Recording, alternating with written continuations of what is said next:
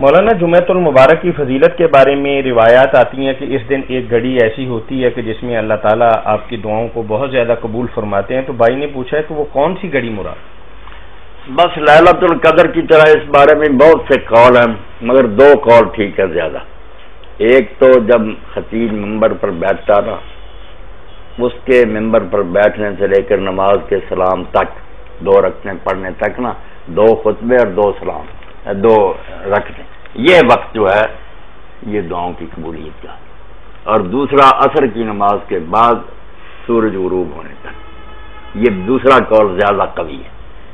اس لیے کئی صحابہ کا آتا، حضرت فاطمہ رضی اللہ عنہا کا آتا کہ نہیں، بات نہیں کرتی تھیں، بس عصر پڑھ کے شام تک ذکر اذکار میں دعاؤں میں رہتی تھی مصروف۔